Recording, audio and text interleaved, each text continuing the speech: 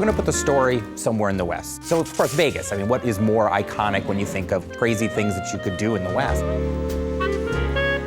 I think that was really the inspiration for the story, in a lot of ways, was looking back at the history of Vegas. We really think of it as a side story. In a lot of ways, we're revisiting stuff from the original 2 games, but it stands on its own.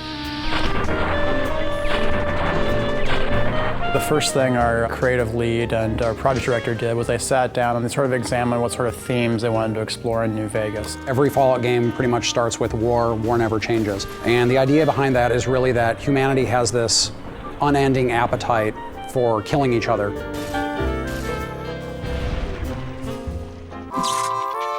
Fallout New Vegas is a post-apocalyptic role-playing game. It's set a couple of hundred years after a cataclysmic nuclear war between the US and China, and it takes place at a time when the city of New Vegas is actually being rebuilt. Fallout 3 starts with you being born, and you're a baby, and you go through your young adulthood until you leave the vault.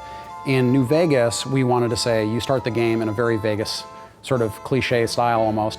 You are shot in the head and dropped in a shallow grave, so it starts with essentially your would-be death. After you're shot and left for dead in a grave, you know, you might have some desire to go see what the whole murdering business was about and why he wanted you dead in the first place. In the course of trying to resolve that one conflict, you get pulled into larger events. So in this case, you're trying to find the people that killed you and what they were trying to get from you. In this case, it was a package you were carrying.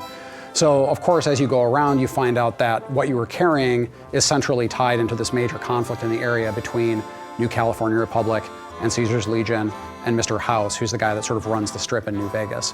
Player freedom is very important in the Fallout series, and when we allow the player to basically have a choice in what they do and how they do it, by leaving the plot open in a way that basically they're just learning what's going on in the world, it gives them a lot more freedom in how they want to learn that information. The environment is genuinely reacting to what you do as the player.